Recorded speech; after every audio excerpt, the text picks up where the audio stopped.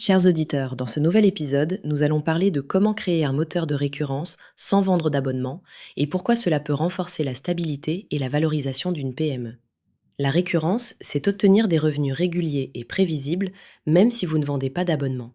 L'idée est simple, faire revenir le client parce que vous avez rendu son quotidien plus facile, pas parce qu'il a signé un contrat permanent. Dans cet épisode, nous allons partager une méthode pratique en 4 étapes.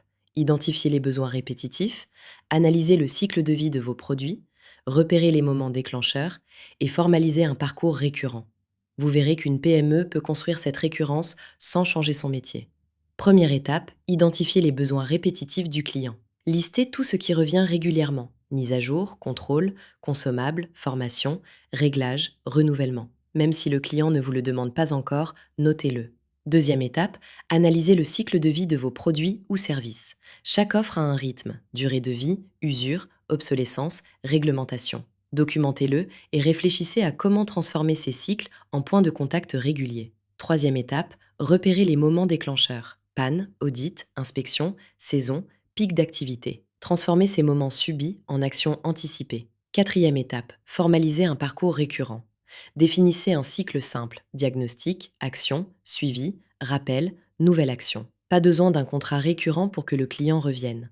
C'est le service qui le fait revenir. Mais attention, certaines idées reçues peuvent freiner ce travail. Certaines entreprises pensent que récurrence égale abonnement, d'autres espèrent que le client va revenir seul.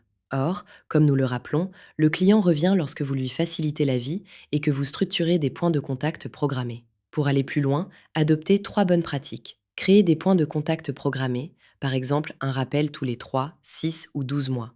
Développer un service après-vente prolongé, avec bilan annuel, contrôle de performance, rapport d'usage, et exploiter vos données clients pour déclencher les relances pertinentes. Chez Scale2Sell, nous avons constaté des résultats concrets. Un rappel proactif peut augmenter le chiffre récurrent et la visibilité financière rapidement. L'objectif n'est pas d'imposer un abonnement, mais de rendre l'activité plus stable et plus attractive pour les acheteurs potentiels. En travaillant ainsi, vous ne créez pas seulement une relation client plus durable, vous augmentez aussi la valeur de votre entreprise à long terme.